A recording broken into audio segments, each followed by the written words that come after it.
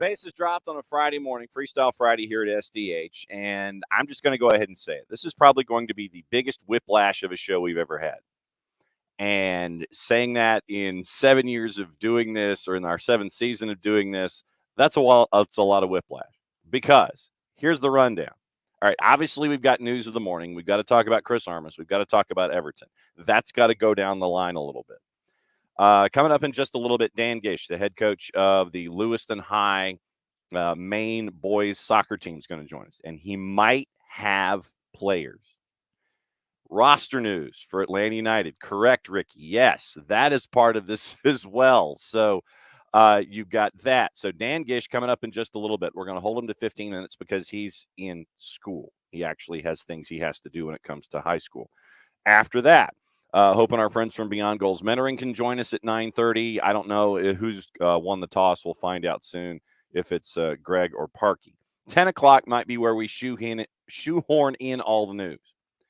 And I'm thinking we might be going long today.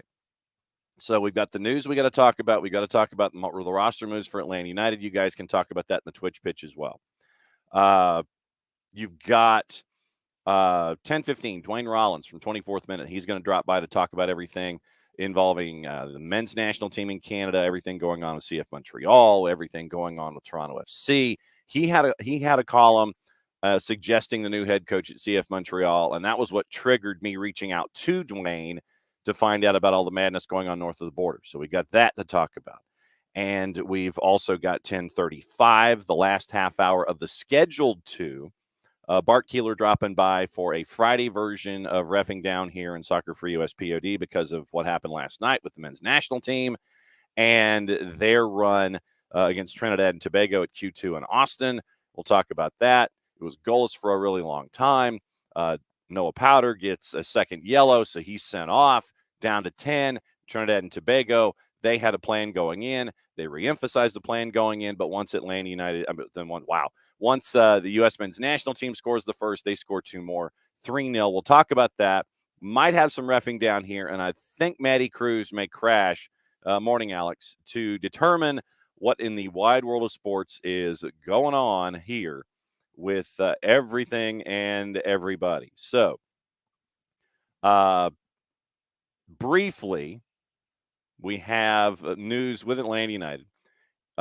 Miles and Mateus Asechu listed out of contract. Club is in discussion with Miles. Options declined on Machop Chol, Clement Diop, and others. Yeah, Friday news dump was alive and well. You ain't kidding. So, let's see.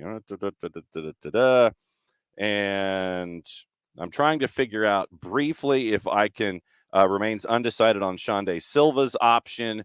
So literally it is going to be chasing the news this morning and trying to determine what we can talk about quickly, all of that kind of stuff that's around, available, and ready to go. So it is going to be probably one of the fastest 2 hours plus that we will have had in quite some time. So roster moves and all of that stuff going on. Briefly, looks like Colorado is pairing off with Chris Armas, and Everton got docked 10 points with their violations, according to the Premier League, about violating FFP. And it also appears that the clubs that have been relegated since then or shifted have are going to decide whether or not they are going to pursue legal action. So here's 18 players under contract for Atlanta United for 24.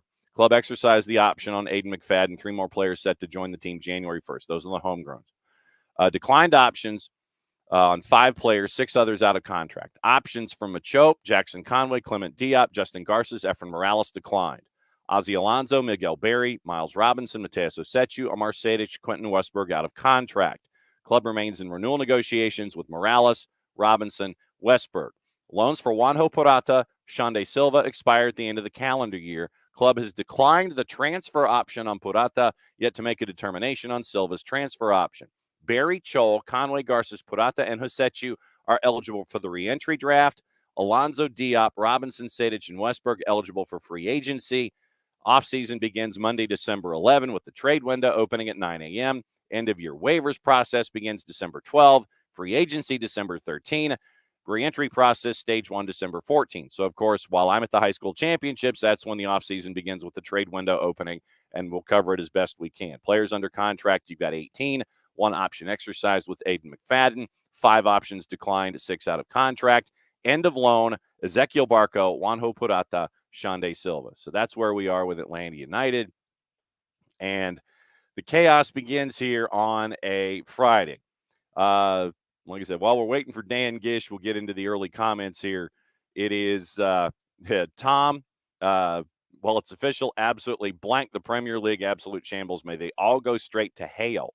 Ricky, also on the end of loan, it says Barco's loan is over. Do we know if River's buying him? I think they are, from what I remember. That River is buying Ezequiel Barco. That is what I remember hearing, and that is what I have.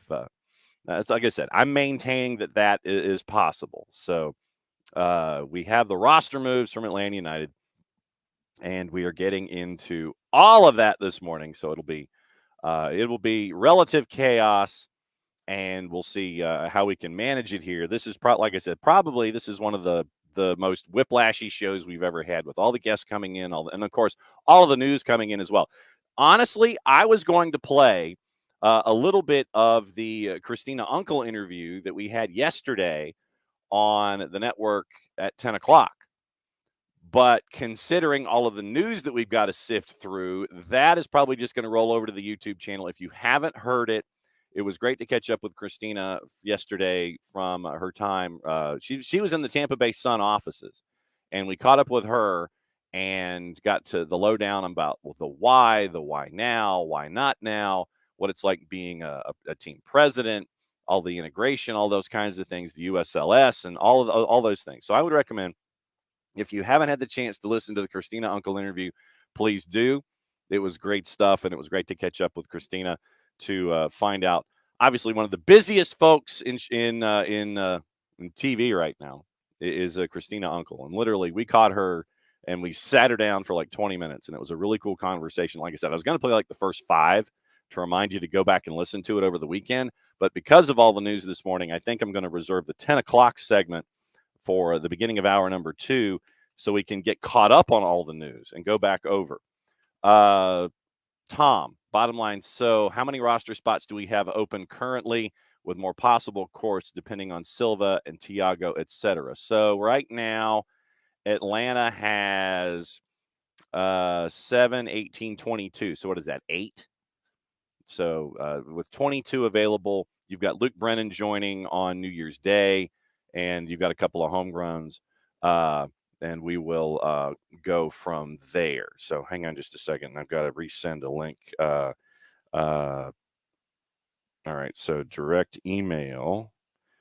All right, so we're efforting Coach Gish. Nothing like things starting to go haywire here on a busy day. So I'm sending an email to. We'll see what's going on. Okay, yeah, all right. They might have it. So this nothing like live media, right? So like I said, we're efforting our friends from Lewiston, Maine, to hang out with us for about 15 minutes and see what's going on. Okay. So the beauty of the green room is that we got folks, and I can see what's going on as they're getting ready. And so we're going to go ahead and bring them in. Morning, Dan. Morning. Morning. All right. So you brought friends. Who'd you bring with you this morning? You want to introduce yourselves? Mustafa Hassan, number 1. Nasiba B. Mohammed Kabo. Okay. And so, guys, first off, thanks for dropping by this morning, especially now. do I need to send a note to the front office saying it's okay for them to be out of class for 15 minutes? Because I don't want to get anybody in trouble now. No, I've got passes that I'm going to fill out for them. Okay. So I guess let me go with Coach with you first. First off, thanks for doing this, especially on a Friday morning. Have you had a chance? Has it sunk in, all of this with the whirlwind, all the folks like me reaching out to sit here and say, congratulations and all this kind of stuff? Has it sunk in yet that you were able to accomplish all of this with everything going on around you in the town? Yeah. Like I said before, I don't think our feet have touched the ground. We're flying pretty high. And I was just telling these guys that, walking into school this morning, I actually had a second to think and look around, and it was just like, wow, we're really state champs. And it feels really good to see these guys accomplish the goal that they set when they were little guys. And they've always had this dream, and they've been through the battles, their freshman, sophomore, junior year, not getting what they wanted done. And we were just talking before we got on, like, they just peaked at the right time. And it's not always how you start, it's how you finish. And these guys were just a great team. Fourth state title, 15, 17, and 18 from the run that you guys had there. And I'm just going to turn this into a party line. Anybody who wants to answer the question can answer the question. What has it been like for those of us who, might have been watching the news over the last couple of weeks and seeing how things have gone there in Lewiston? What has it been like to be able to get together and come together the way that you guys have, as once again representing the community that you've always been? What's it been like to come together in a moment like this and come out with a state championship and give the folks something to think about? Anybody? Anyone? It's been crazy, to be honest. I still can't believe it. But when we won, like, one of the fans, a friend, came up to me and said he finally did it. And that really, raised my spirits. What's it like to have everybody, kind of look at the team as almost like a focal point to have spirits raised? What's it like to be able to do that for a town like Lewiston? It feels amazing because when you're on the field, I felt like we were playing for them. And when we would score, you could hear the fans going crazy. And we would make jokes about like how we couldn't hear our coaches on the field because how loud it was. And yeah, it was amazing to make them happy. And one of the things and I'll recommend the book that One Goal that was put out a couple of years ago about the whole soccer community there. And it's a bunch of different nationalities coming together under one roof. And that's what we like to talk about with the sport of soccer, where, it doesn't matter where you come from, doesn't matter, what your house looks like, doesn't matter what car you drive. You all come together and you're right there as 11, and then whoever else is there for the starting 18. You get to come together toward a common goal. What's it like to have all of these different ideas and angles and nationalities and backgrounds come together to get that goal at the same time? You want me to go? I can, just because, we have, kids from Angola, Kenya, Somalia, and, kids that, are French Canadian here. And it's just, when they get on the field, they're brothers. And, we had a kid, Tegra Mabele, that played striker for us and a little bit of midfield, and his brother Mishi. We would have, kids translate, like Pedro would be on the sidelines just helping us communicate what we wanted him to do, whether it's, sending a through ball on the ground or, a deep line ball. We wanted to keep it low and away from the keeper, and are just transitioning and, defending. And guys just helped each other on the field. And these guys, it doesn't matter, where you're from, like you said, they all had one common goal. And, that they all loved each other. And, you have ups and downs in the season, you have ups and downs in games. And, it's just special because they all did it together. And we've talked about it. We played at Camden one of our first games, and we won 4-2. And these guys know, and we show the world how we should treat each other and how we should get along. And Coach, you mentioned all of that, and sadly, there are times where we have to grow up too soon. And you were surrounded by a roster that had to grow up too soon, part of a high school that had to grow up too soon, part of a town that had to grow up too soon. What's it been like to see all of these young men and student athletes face this kind of a challenge of growing up too soon and respond the way that they have, both on the field and off? Yeah, you hear about mass shootings around the country, and you always think, that's never going to happen here. And it makes me sad that these guys had to, live through it. And, we go from an overtime win to making sure we all know where each other are at, and making sure we're getting home okay, and, shelter in place orders. And, it's kind of heartbreaking. The innocence is gone. And there's a lot of mourning. We were just talking about, I have pictures in my office of former teams, and, we get one of the victims, his son played for us, and, we were sad for him. And, but these guys, they showed a lot of maturity. They really did. We couldn't practice for several days. And, despite we had like 30 something law enforcement agencies and 4 National Guard helicopters, I will not name anybody here, that might have snuck onto the field and got some extra passes. But nothing was going to keep them away. But, I think about when I was their age, I did the same thing. I would sneak into the gym or get onto the pitch and kick around maybe when I wasn't supposed to. And, but it was all innocent. And I think it was a good stress relief for them to be together. And we finally got together on, that Monday, and it was nice, to be back together.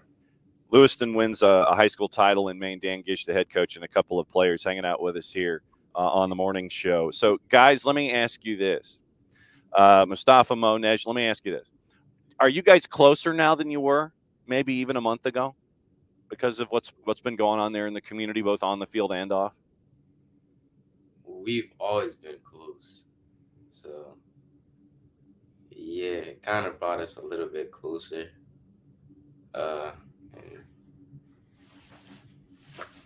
You guys are never this quiet. No, I think definitely brought us closer because it's more like we're holding each other's hands. After that happens, like everyone's checking in on each other. So now we do that more like consistently, even though the soccer season's over, because you never know what's gonna happen. So I think that's good. All right, so let me take the tour here for those that don't know the squad, and you guys can shout out your answers. But literally, we can turn this into just like everybody jump in, and I'll count down, and then you can tell me who it is and why, and then you can explain your answer. Funniest guy on the team in 3, 2, 1, go. Cabal. That's unanimous. And of course, he's the one who's ducking his head in the back. Like, that ain't me, man. I don't know. All right. So why is he the funniest? And everybody just go ahead and say things, because I'm sure he's just going to sit here and go like this. He's just always laughing. You will bring the guys in for a huddle, and then I just always see Gabo like his shoulders shaking. He's laughing about something, or Nasib's laughing at Gabo, or Mustafa's laughing, and I'm like, guys, we got to get through this. But they're just good kids. They're just being kids, and they're having fun. So it's pretty fun. All right, so we now know who the class clown is and who the funniest guy is. Who's the most serious one when it comes to doing stuff on the field for a game day? In 3, 2, 1, go. Mustafa. Shakur. That- Okay. I agree with both of those. Yeah. All right. Why? Oh, just the way they got their game face on when they walk into the locker room. It's and I think Nassib is like that too. It's their business. They know what they need to do. That they're seasoned players, and they've been in high pressure games before, and they know what preparation means and how to get your body physically and mentally ready, and making sure they lead by example. They really do. They might not have to say anything. You just look at them, and they're ready. Okay, so let me ask the four of you this: do you carry yourselves differently now? Do you, after the last couple of weeks, winning a championship plus what happened there in Lewiston, do you carry yourselves differently? Are you more serious? Do you look out for folks a little more? Do you not take life, as much for granted as you might have before? Do you look at how differently do you look at things now after what's been going on the field and off for the last 3 weeks? I look at things like a lot differently because after what happened, like I couldn't imagine that being like one of my friends. I wouldn't know what to do. So now I like check up on them more like on a daily basis. And like I see the like younger guys like in elementary school and things looking at us saying like, well, hopefully one day they want to be like us. So that's pretty cool too. And of course, Gabo, he's back there like, He's chilling. He's thinking in his head. I know. He's going to come up with a big answer here in a bit. Well, he came up with some big goals. I can tell you that. He lets his play lets his play do his talking. No doubt. Mustafa, do you carry yourself a little differently now? Yeah, I take things more serious. And when it first happened, my mom called me, and we were going to the Mount Airy game, and she didn't know if I was like a victim or not. So I didn't know what was happening, so I declined the call because I was driving, and then after I heard what happened, and then I checked up on her, and yeah, I check up on my people more. What about you, Dan? Oh yeah. You just realize it puts things in your priorities in perspective. When you lose that many people in a senseless act of violence, and you're asking yourself why, and you and your family are okay, but that there are other people that are not, especially the ones that lost somebody. And then you got to think about people that are EMTs, like a former player that these guys know. He's an EMT, and firefighters and police officers, the things that they must have seen. I know for me, I don't get upset about some of the trivial things that you might used to be, that used to upset you, and in the end, these guys are great kids, and they're maturing, and they're going to give back. And I know they'll never forget it, because I know they realize it, but years down the road, they'll realize how big of an impact and how much it helped the community, what they did. And this will be a championship I will never forget. No doubt about it. Guys, Coach, thanks for hanging out with us first thing on a Friday morning, and blame the guy in Atlanta if you're late for class. That's all you got to do. Just sit there and say, look, I was doing an interview and I blame him, and you can just sit there. Here's the email and here's the video proof. Guys, just know that a lot of folks open out their arms as wide as possible and, fully embrace you guys. We love you all very much, and just keep the path going. Congratulations on the title. and experiencing everything that you guys have the last couple of weeks. Just know that we're all thinking about you, and we love you very much. And thanks for coming on a Friday morning. Thank you. Thank you. We love you guys too. You just got to spread the love. We need more of that. Absolutely. Thanks a lot, guys. We'll catch up soon. Go to class or not. Back room. Be good. We'll see you soon. There you go. Thought that would be cool to hang out with the friends at Lewiston High for a little bit. And fantastic stuff that they were able to do was, I think, 18 days ago, where you had the shooting that absolutely just impacted that community like no one could ever imagine. And then they experienced last weekend a state title in boys soccer. So, thanks to everybody there at Lewiston High for answering the phones and emails and all that kind of stuff, and being able to start things off on a Friday morning. So once again, thanks to everybody up there in Lewiston, Maine, Coach Gish and Jason Fuller, the AD, and everybody up there for dropping in. I didn't know we were going to have players. I did not know we were going to have players. So it's great that we were able to show that. And once again, there's a book called One Goal that came out as a part of their initial run of all of those state championships in the late teens. And so I would recommend, I know I've got it here in the office someplace, but I would recommend getting that book because, as Coach said, you have players whose families are from Angola, from Kenya, from Somalia, from French-speaking Canada, and they've all come together to be a part of this. And it was, fantastic to be able to, to share the story and all those kinds of things. So it was once again great to catch up with everybody there in, up there in Lewiston, Maine. So once again, thanks to them, and thanks to everybody there to be able to tell the story and share the story as best they could. So that's the beginning of a very, very whiplashy show today. And once again, thanks to all of them up there. Like I said, we got to talk about, obviously, you guys have been talking about all the roster decisions that have been going on for Atlanta United. 22 currently rostered, so that means that there are, I think, 8 spots available. And you've got some decisions that have to be made. Crew this morning just announced that they are signing Darlington Nagbe to a multi-year contract extension. And so since it is slightly after 9:30, we get to go and catch up. The whiplash continues. And that means I got to go find the fancy opening that we traditionally have for this segment, because our friends from this place are hanging out with us.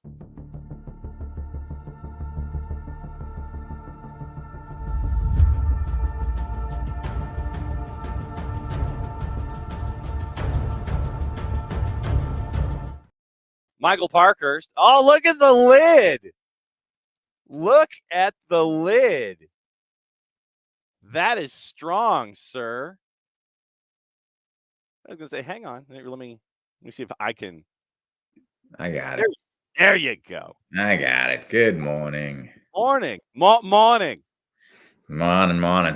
That's a wicked hat you got there, Mr. Parkhurst. Oh, thank you. I was up in Rhode Island last weekend, so had to get the new hat. Well, and you're also getting signings, and you are raising some early eyebrows in USL Championship with the folks that you are bringing in for the upcoming season. That's what we're trying to do, anyways. Yeah, we've been really happy with the progress so far. It's challenging, but we've made really good progress. Happy with where we're at right now, and got obviously more things in the works. All right. So as I'm trying to promote everything that we're going to be talking about, I'm trying to figure out who you are on the 280 character app. Okay, it is Rhode Island FC. And anything else on his mind or his head, be a part of the conversation. So, you got mascots now, you've got players now. It looks like you're building from the spine. You went in net, you've got center backs, all these kinds of things. Am I noticing a philosophy here with you and Kano and everybody up there? Is that what we're staring at? You build from the spine and go from there? Definitely. That's what you want to try and do. I think it doesn't always work out that way, right? Because guys become available when they become available, but for sure we were looking up the spine to make sure that we've got a good foundation for the team. And that's, goalkeeper, center back, center mid, and striker. And we don't have all those filled yet, but we're getting there. Okay. I know that today has already been a decision day for Atlanta United. I don't want to get into specific players, but when it comes to the end of season and decision days, I know that you've been, part of Major League Soccer. When it comes to decision days and players, obviously it's a rough day on a bunch of different fronts. Franchises have to make decisions. Folks that you've got relationships with may or may not be with you for upcoming years. It's a difficult day in professional sports when you have decision day for teams. Yeah, for sure. And I think that probably, a lot of those guys knew earlier than today. But yeah, that's the tough thing about the end of the season, right? Guys are moving on and moving out, and that's part of professional sports. You obviously are close with some of those guys, and sometimes it makes you question what's going on, and you wish it wasn't that way. But obviously the front office has got jobs to do, and they're trying to look out for the organization and improve it, right? And every position's always upgradable. So, guys have to move on. But yeah, that doesn't make it easy. And I'm just looking at the list right now. Because I didn't know that it came out this morning. But yeah, that's man, it's tough to see somebody like Chol going and Efren Morales, and yeah, I think they're still looking to negotiate with Efren to see if they can bring him back in some way. And a guy like Machope, you want to see Machope succeed. Just hasn't been able to stay healthy, and it's just one of those things with Chop that you want to see him flourish, considering everything that he's done. But it's once again, it's one of those decisions that you got to sit there and look at the long-term future. 22 under contract with homegrowns coming up, so there's 8 decisions that can be made to bring folks in and all that kind of stuff. And I know that Miles is definitely another one of those decisions that they've got to stare at. Sounded like after Game 3 in Columbus that he wasn't coming back, but once again, you sit there, and that's what negotiation. That's why they call them contract negotiations. Mm-hmm. Not just contract definitives. And so obviously, if you can bring him back, you can. Miles, I know for the longest time has wanted to go and see what life is like on the other side of the Atlantic and those kinds of things. But, that's what this offseason's about. Everybody's starting to make decisions. You sit there and you go, ooh, we'll keep an eye on that person. So it's the build. And that's why I wanted to kind of ask you about your build in addition to what's your, not just, specifically Atlanta United, but the tough part of the year where you might end up being separated from friends and things. Yeah. Our best of 3. Are you? Did we talk about best of 3 versus aggregate and what you thought about the new playoff format in Major League Soccer? It's horrendous. As you wipe your brow and put your hat back on. It's horrendous. Yeah, somebody said it in the media. I forget what player, but it was like, you could lose 7-0 and go out there and then tie 2 games and win penalty shootouts and move on. It's just crazy. I was talking to Darlington, and he was like, yeah, I've never played in a baseball series, but here I am. So, I don't think anybody enjoyed it. Hopefully MLS has learned from this and we won't see this again or experience it. So I think it's just a amateur. Well, and we were doing the math, and the way that I look at it, and the way that I've looked at it from the beginning is, it's television episode. It's episodes for a television series, and that television series on Apple TV just happens to be called Major League Soccer. And you want to have as many opportunities for your sponsors to run their spots as possible. So that means you've got to have as many episodes as you possibly can. But we did the math, and if everything was 2-leg aggregate except for MLS Cup final, I think it's 2 less episodes. I think it's like 33 matches possible to 31 that you could have if you went aggregate 2-leg all the way through to MLS Cup final. So, if they come up with a change, hopefully it's a little sooner than the beginning of the season. Yeah. I wouldn't mind 2-leg aggregate for the last round and for this round. I think that the conference final and the final itself needs to be one game. Okay. And so that's Michael Parkhurst has spoken. You put your flag in the ground, and that's where we are. But I look at it from a television series. It's the first year of a new TV series. I get it. It's like Friends, Oh, Friends is popular. So what do? We sit there and we have all these different episodes and all this kind of stuff. So I get it going forward. Well, one of the things that I wanted to catch up with you about when it comes to mentoring this go around. Separately, we had the folks from Lewiston, Maine, the boys soccer team on before you, and we got to catch up with them about winning a title and things like that, especially in some of the most dire circumstances that you could ever have, dealing with adversity and things like that. It's about as adverse a situation as you could ever have, like they had in Lewiston, Maine 3 weeks ago. And growing up sooner than you should. Sometimes you're faced with situations where folks have to grow up fast and grow up faster in times when they shouldn't. When you are around mentees and you have to talk to them about advanced responsibility, they've got to be more responsible out there. They've got to, I'm not going to say more adult, but I'll put that in quotes. Do you have the conversations with mentees about maturity and being more mature sooner than they possibly could? Do you have those conversations at all? Yeah, we do. And talking about like how being an athlete and depending on their situation, but a high level athlete, you're viewed in a different scope than if you're not, right or wrong. And so you have to mature faster, right? Because you are in the public eye. And, if you're pro at 18 years old, you've got a lot more responsibility and need to show a lot more maturity than an 18-year-old who's at college, right? Because an 18-year-old who's at college who posts something silly online will get a slap on the wrist and oh, he's young and stuff. And an 18-year-old who's a professional and you post something online, you could lose your job or be fined a lot of money, or, there's severe repercussions. So, it's different. And so you need to mature. And so we talk a lot about like taking ownership of your own journey, right? Stop relying on mom and dad for, this, that, and the other thing. You should, the more that you can take on your own plate and take ownership of what's going on in your life, the better. And that can help with maturity.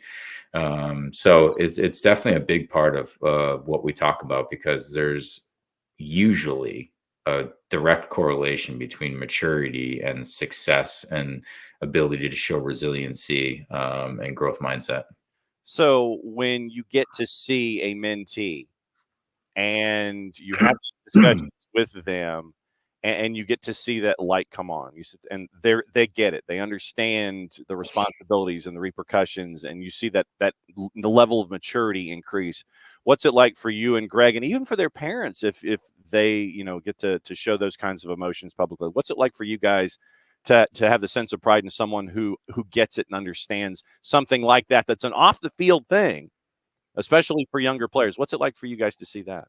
Yeah, it's great. It just, we feel happy for them, right? That they're reaching this spots usually earlier than their peers, because we know how much that can help them have success in their career.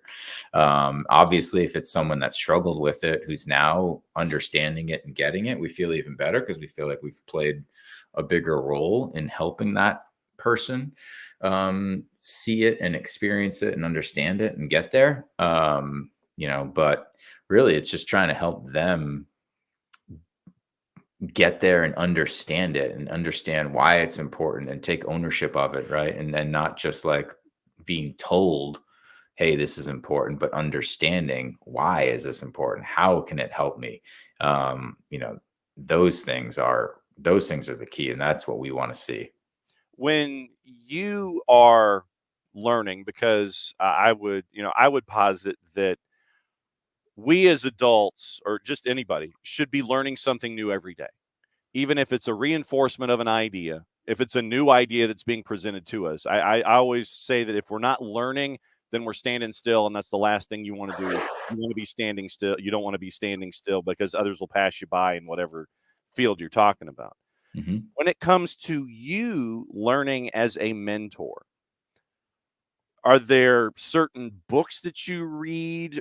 Do folks sit there and say, hey, maybe this would help? When it comes to you learning as a mentor, how do you continue to learn every day and continue to grow, as a mentor the way that you have been?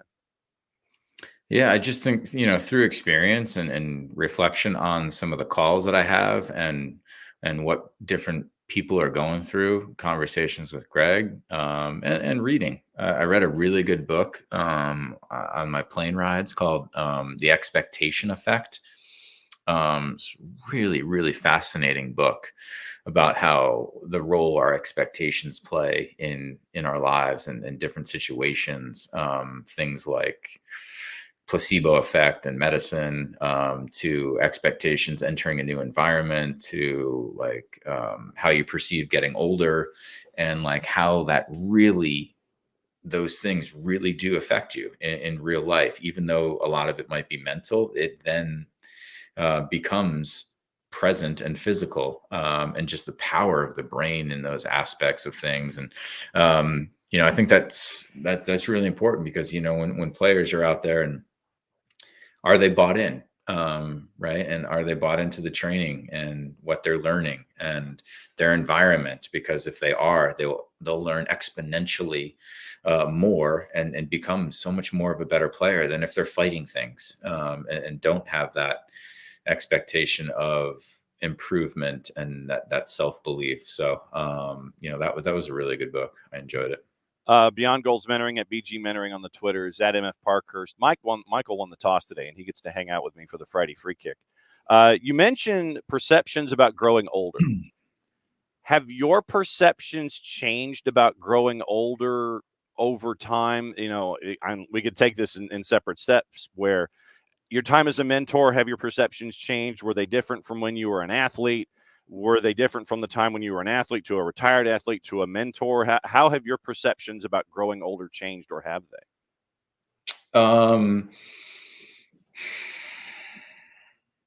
Because I think we act a lot younger today. The adults today act a lot younger than, say, our parents or our grandparents, because we always have this thought in our head of, parents and Argyle sweater and Mr. Rogers looking thing. And that's how you're supposed to be. You're supposed to be an old father, an old mother, and you go into the stereotypes of whatever TV episode you want to talk about.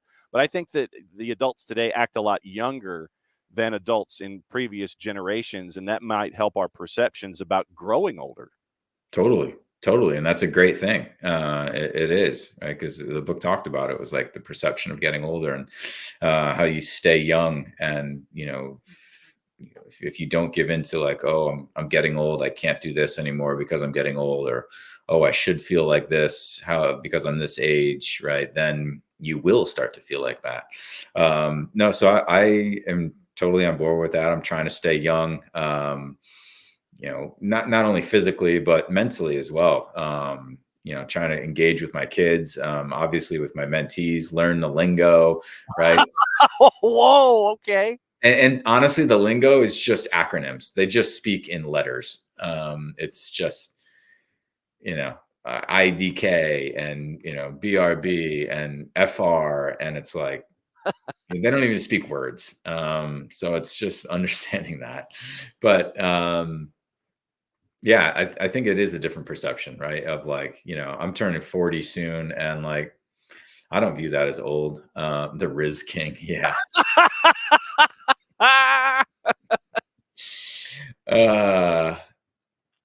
It's like, I still feel young, so it's all good.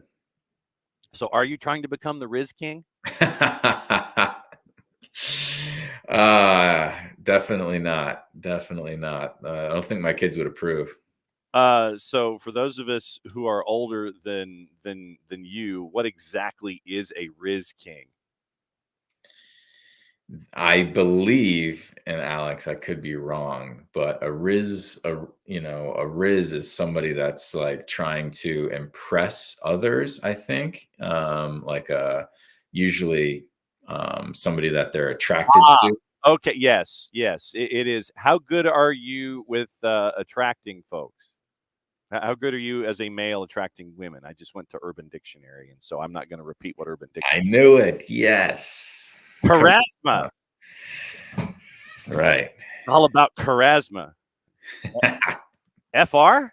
I mean, how much For of real. how much of a transition is it for you to have to try to sit here and talk in acronyms? Do you have to talk in acronyms back and forth with your mentees? I could imagine in the Parkhurst household, you might be sitting there and dealing in acronyms, and the boss is sitting there going, "Really, really, Michael, you want to do it that way?" But Yeah. I mean, how are you? Do you talk in acronyms? Do you try to talk the generational lingo? Are you dropping that kind of knowledge on these kids? Every now and then, because I think it helps them, like, oh, he's not old. Oh, he's young and he understands, he gets it. So every now and then I'll throw one in there, just to let them know, hey, I understand what you're going through. I got you. I just have this vision of you now. All of a sudden, it's like you're on the field with a lot of teenagers, and you go, BRB, and then you just kind of walk off, and they're sitting there and like, oh, I can't believe he just did that. How many raised eyebrows do you get from mentee aged folks when you are trying to be the Riz King? I mean, do they? Not as many as my own kids give me, that's for sure. They're much more respectful. Okay.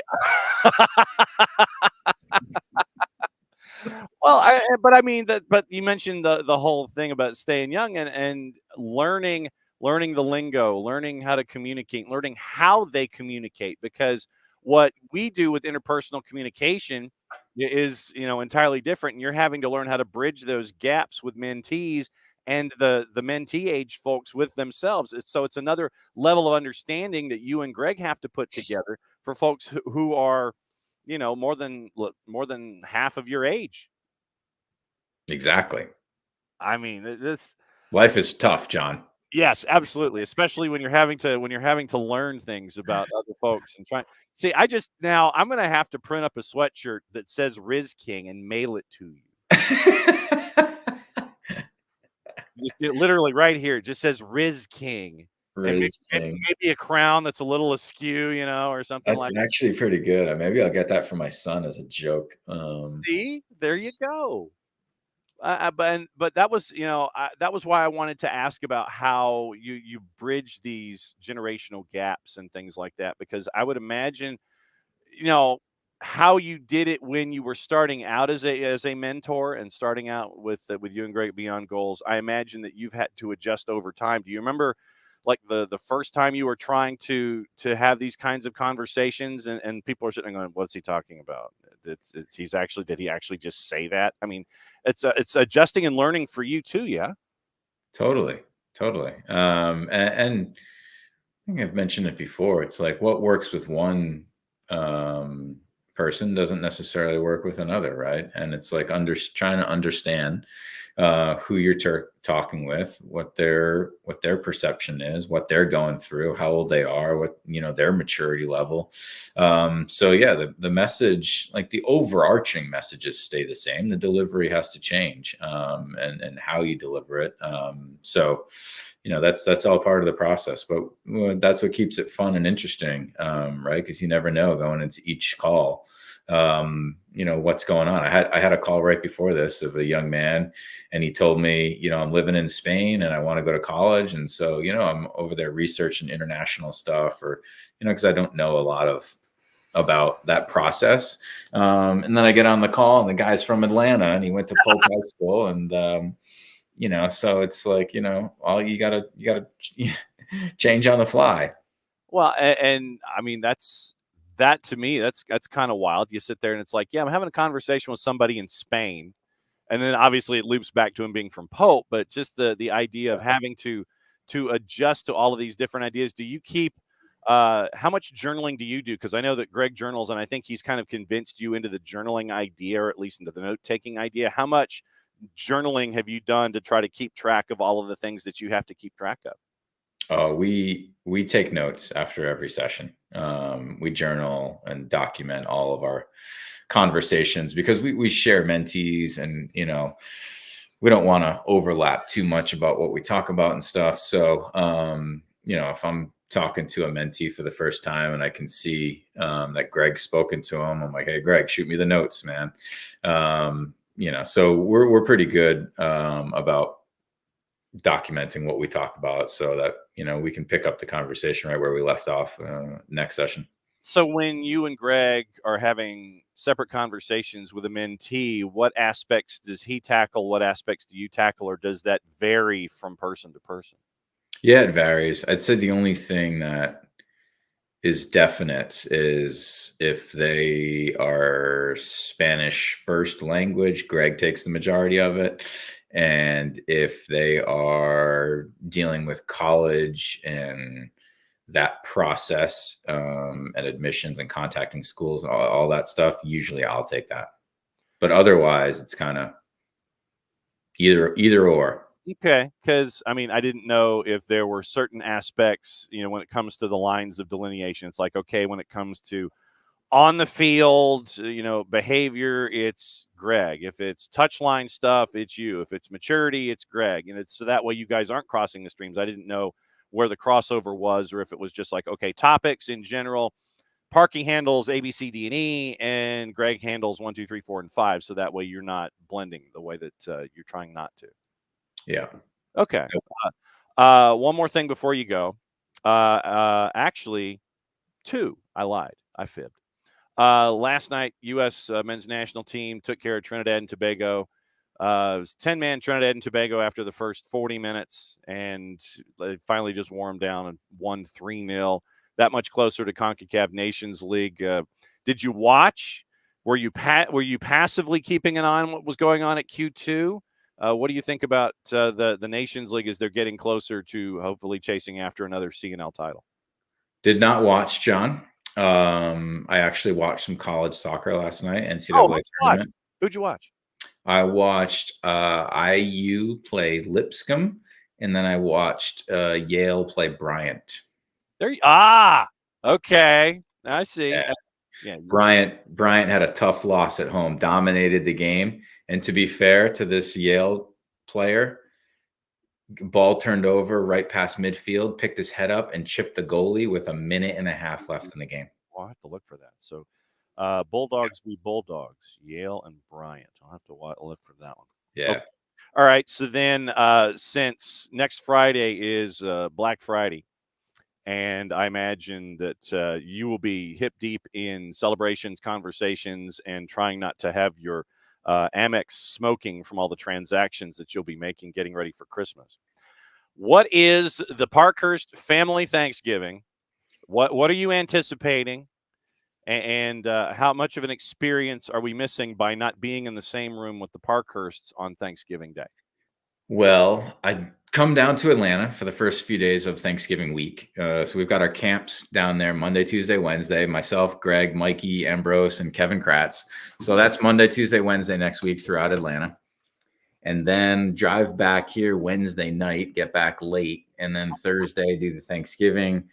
Here at the house, it's just us four, my wife's mom, and the Gressels are coming over for Thanksgiving. So it'll be us hanging out here, watching football, and eating the traditional turkey, stuffing, mashed potatoes type stuff. Okay, so there isn't a wild card side dish that appears on the Parkhurst family table? The only thing that's, to me, abnormal is my son has to have Jell-O.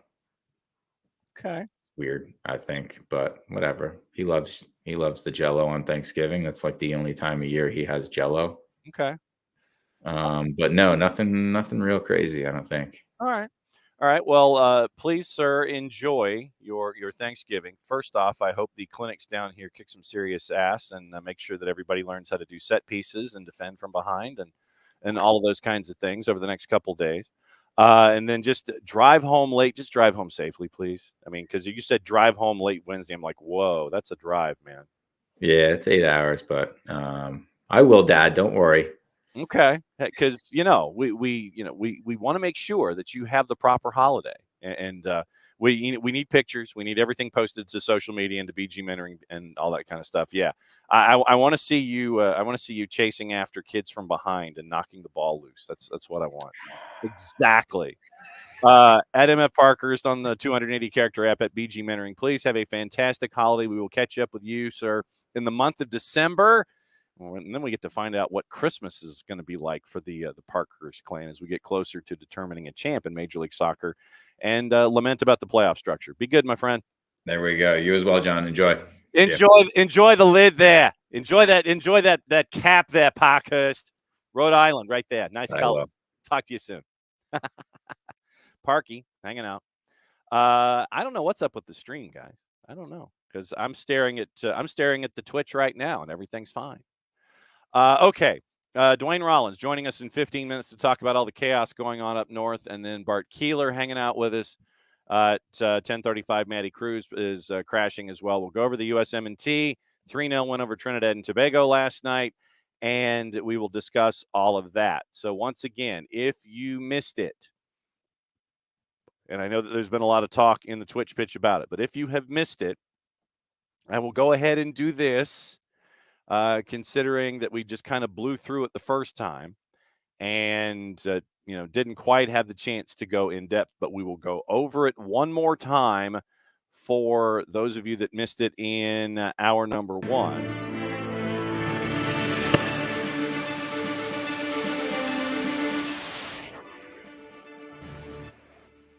All right, so here's the deal. With Atlanta United, they've made their roster decisions. In addition to the 18 players under contract, club exercised its option on Aiden McFadden. 3 more players set to join the team on January 1st. Club declines contract options on 5. 6 other players out of contract. Options for Chol, Conway, Diop, Garces, Efren Morales declined. Ozzy Alonso, Miguel Berry, Miles Robinson, Mateus Osechu, Amar Sejdic, Quentin Westberg out of contract. Club remains in renewal negotiations with Morales, Robinson, and Westberg. Loans for Juanjo Purata and Shande Silva, and I thought I hit the loop button, but I didn't. So we're going to hit the loop button, and we'll continue to do it again. So I hit the breaking news long. I don't know what happened. Strange it was down. I was staring at it at least the whole time, at least in my part of the world. Continuing. Loans for Juanjo Purata, Shande Silva expire at the end of the calendar year. Club has declined the transfer option on Juanjo Purata, yet to make a determination on Shande Silva's transfer option.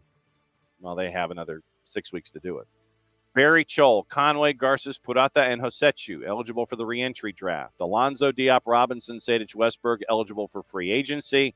Once again, the window. MLS offseason begins Monday, December 11. Trade window opening at 9 a.m. End of the year waivers process begins December 12, followed by free agency December 13. Reentry stage 1, December 14. Players under contract for 2024. Abram, Almada, Centeno, Cobb, Etienne, Fortune, Yakamakis, Guzan, Hernandez, Ibarra, Lennon, Lobjanidze, Mosquera, Muyumba, Sosa, TRA, Wiley, Wolf. Option exercised on Aiden McFadden. And we mentioned options declined. Chol, Conway, Diop, Garces, Morales out of contract. Alonso, Berry, Robinson, Hosechu, Sejdic, and Westberg. End of loans, Barco, Purata, Shande Silva. So 22 under contract right now. Luke Brennan joining effective January 1st, 2024. So that's where we are. All right, so that's your update. Atlanta United making their transfer contract decisions at the end of the year.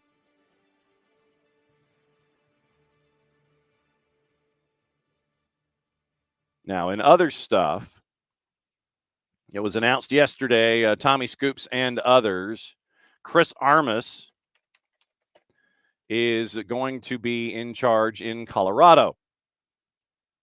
So, when it comes to new coaching hires.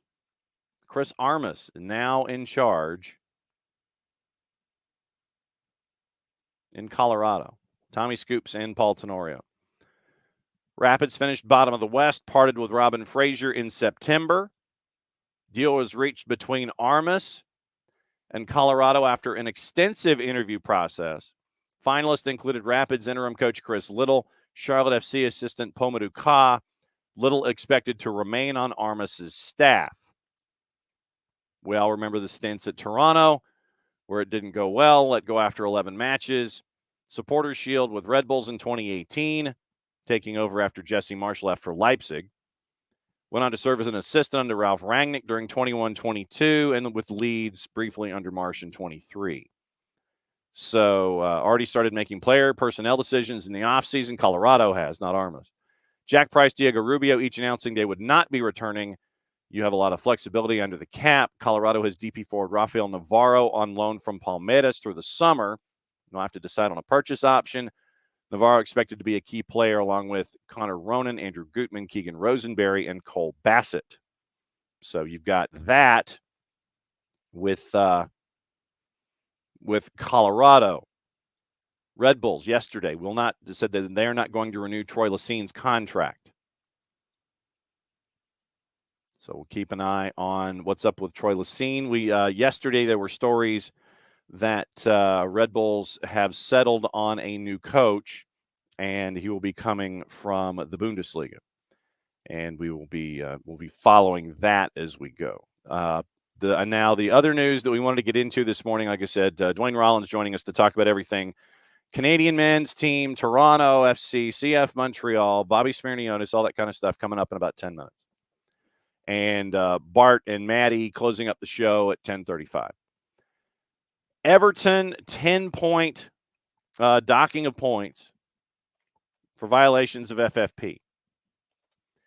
And they obviously less than pleased. Dock 10 points. Chris Bascom at the Telegraph. Independent commission set up to examine the club's losses during the Farhad Moshiri era found them guilty. Sean Dyche's side drop into the bottom three with immediate effect. The only thing separating them from activity being at the bottom is goal difference. Jarrett Smith joining us. So, Jarrett, what is on your mind this morning? We've got roster moves, roster decisions. Everton gets docked 10 points. Chris Armas in Colorado. We got to catch up with our friends from Lewiston, Maine. Michael Parkhurst has Rhode Island FC gear. It's been a full show. Trust me. Yeah, no. I tried to hit the unmute button and it said no. It's a Friday, brother. Buddy, ain't it? Yeah, man. Like, hey, you buried the part where Argentina and Brazil both lost last night. Yes, CONMEBOL. Yeah, man. CONMEBOL. Not even once. Don't do it. Nope. Don't do it to yourself. Don't do it to your mama. Don't do it to your cousin. Don't do it to that uncle who gave you socks for Christmas once. Correct. Just don't do CONMEBOL. CONMEBOL is constantly drunk. Yeah, man. So like, I don't know. I've been trying to unpack the roster decisions mostly. So, and wasting no time. Duane got all the green lights. He got all the green lights on all of his driving today. So Duane is going to be joining us early. He's ready to go. So let's do it. All right. So we bring in for the first time the SDH debut of Duane Rollins from 24th Minute. Duane, thanks for coming on. No problem. Nice to be here. How was training this morning? My training, this is rest day for me, so I'm pretty good today. I did 7 miles yesterday on the trails and about 30 on the bike. So yeah. So it's John, Jarrett, and you. And the reason that I wanted to bring you on, and I admit, subscriber, hand over my heart, hand in the air, because I've got to keep abreast as to what's going on north of the border. You had one of your columns came out recently about what's going on at CF Montreal. And I wanted to talk to you about that. I wanted to talk to you about Toronto FC. I wanted to talk to you about the Canadian men's national team. And we'll try to do it all in about 15 minutes. The name that you floated, I guess, actually from from the more local perspective than those of us here at SDH. How would you characterize what in the wide world of sports is going on at CF Montreal? Well, it's Joey Saputo in a word. I mean, look, I'm a Dallas Cowboys fan. I apologize for that, but I mean, it's been a long time, so I don't think I have to apologize for much anymore. Jerry Jones is very familiar to me. Joey Saputo is MLS's version of that. He's meddling. He thinks he knows more than what he does. He tends to alienate. Now, I think in Jerry's case, as he gets older, he's getting a little less meddling. So hopefully for Montreal, that happens to them. But Joey's still very much active. And once his personality sort of kicks in, they can often lead to a lot of turmoil and turnover there. And one more for me. And you mentioned an interesting name to who should be the new head coach at CF Montreal, and Bobby Smirniotis. For those that don't know who he is and what he means to Canadian soccer, break that down for folks. First off, he's got the best beard in soccer. If you've seen him, he's a spectacular beard, and I'm a bearded man, so I do like that. But to be serious, he's he's not probably, but he's the most successful coach in the Canadian Premier League, which is in its 5th season for Jeff C, which is based out of Hamilton, Ontario. They've won 4 of the first 5 titles in that league. Beyond that, Bobby has created a pathway of players that have produced Kyle Lauren, players of that stature. Like he's been very successful in bringing players through that program. Richie Loré is another name that came through the Sigma FC is the name of their academy side of things. And he's just a guy that knows how to sort of take talent and rise them through a pyramid into a top level. And I think for Montreal and the system that they're running there, where they want to be a little bit less spenders and more developers, that might be a perfect fit for them. Now, it's Quebec. There's politics involved with that. The French side of things needs to be addressed. I'm not entirely familiar in Bobby's French abilities. I've been told he has been taking French lessons, but that's always an issue. But other than that, it's really a good fit, unless Bobby doesn't want it for the reasons that we spoke of off the top. Jared Smith for Duane Rollins, go. As far as not just Montreal, but also Toronto up there, I know of the 3 teams in MLS who exist north of the border, it feels like Vancouver is the one that's kind of moving in positive momentum, although Toronto, it felt like kind of at the end of the year, it was just like, let's get through this and start rebuilding. What's the offseason look like for Toronto after what was disappointing in 2023?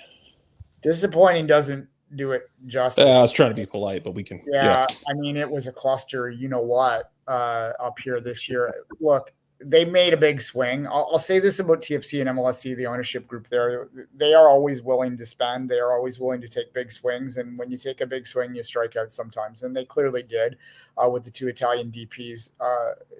Insigne, Bernardeschi, they just didn't seem like I hate to use that they aren't trying thing because I'm not a mind reader. I don't know, but the body language from the get-go did not read positively to those looking at it. They just didn't seem to really be doing much more than mercenary work up here, and it shows in the results. If you miss on your DPs, if you miss on a DP, you're going to struggle in Major League Soccer. If you miss on 2, you're screwed. And then the third one, their third DP in Toronto's Jonathan Rosario was a great kind of TAM level player, but that was more of a bookkeeping issue they did there. So essentially TFC, even though they had the highest spend in the league, weren't really working with an effective DP. So the first thing they need to do in 2024 is they need to figure out what happens there. And until they know what's going on with the 2 Italian guys, whether they can sell one of them, if they can sell one of them, they can buy the other one out using the single buyout, then they could really start a rebuild. The problem is that they have so many bad contracts, so many players that are back under contract for 2024 that John Herdman's got a lot of work on his hands. Now, one thing I'll say about John Herdman, I've covered him for more than a decade. Got to know him quite well when he was coaching the women's team back in the early 10s. He is very good at taking broken things and fixing them. I don't know whether John Herdman is good at taking the fixed things and making them the next level. And that's something he's never stuck around for. But right now, what TFC needs is fixing. So that's probably if you're going to lay hope for TFC, it's that they've got a fixer in. They've got a guy that's proven that he can, mend personalities, sort of fix toxic environments and bring teams back together. And combine that with MLSE's ability to spend. And then they're willing to buy out a Bernardeschi, because not a lot of Major League Soccer teams would be willing to spend that kind of money, but MLS has shown that it would, then they might be able to get it back on the right track. But you're really looking in 2024, I think, in Toronto as a true teardown season, not even a rebuild yet, more of a let's get this thing torn down, get rid of the contracts, figure out who wants to be here, and then move forward. But it doesn't look very promising right now. And unless you lay your cards on John Herdman fixing it all instantly, then you're gonna be in trouble. I was going to say, Duane Rollins at 24th minute on the 280-character app, hanging out with us here on Friday here on SDH. I was going to ask, how much of a leash is he going to get, and how much patience is there going to be from the outside looking in, knowing that this teardown has to take place? There'll be no patience from the fans. I can tell you that. Their patience is worn thin. I mean, maybe that's unfair. Maybe that says something about Toronto fans in general. I mean, they won a championship in 2017, which wasn't that long ago, but it's been a mess since. And the pandemic hit us a bit differently up here too, in the sense that those teams were isolated from us longer than they were in the American market. So they kind of lost touch with their fan base for a couple of years and lost their way. It's really hard to explain beyond that the pandemic really did hurt TFC's momentum in the market. So that's why they went with the big splash with the two Italian guys. And if you don't know, Toronto's got a huge Italian population here. So that's why they went that route. In terms of internally, one of the big questions we have is how much influence does Bill Manning, the president, have? A lot of people have felt since he won a power battle against Tim Bezbachenko and Greg Vanny and kind of pushed them out, the three guys that were involved in the championship team, Manning has had most of the personnel decisions and the big ones in the VPs. Is he willing to step aside and let John Herdman do that? We don't know these questions yet. You would think that John Herdman would have demanded that would have wanted that.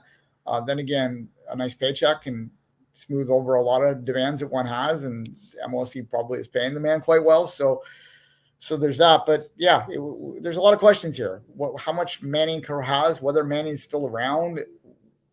MLSE is a big, like, multi-sport business, and the football team, the Argonauts had quite a good season there and turned it around business size. He's in charge of that, so he maybe not have as much job insecurity as we might hope or think. And from a TFC standpoint, it's a mess. This team they won the wooden spoon deservedly, and they have basically the same team coming back contract wise. So who knows? Jarrett, go for it. I actually wanted to ask you about somebody who you would know very well, who just landed a job in Colorado as well, with Chris Armas taking over that project, which is its own mess out there in Colorado, going from the field up through the fans, up through the academy, everything. I wanted to get your thoughts on Armas taking over that project, considering the time he did in Toronto. It never, at least from our point of view, it never felt like a great fit, and then it didn't last, obviously. Yeah, that one was a bit of a disaster. That's the start of when I talked about things starting to spin out of control. It was really that higher. Now, the thing I'll say about Armas's time in Toronto is it was very much to use a cliche, it was the round hole square peg thing up here, that they were trying to force a system into a high pressing system, high energy system on an older team that was more geared towards something a little more possession based. And once Armas left, they instantly had success, or more success anyway, and they ultimately had a failed season that year. But so I don't know how good of a view I have on Armas as a coach, because of his 11 games at TFC were so bad. We found him a little bit inflexible here in terms of his tactics. He was unwilling to sort of adjust on the fly when it was clearly not working. Now, whether that was coming from Manning, we'll maybe never know.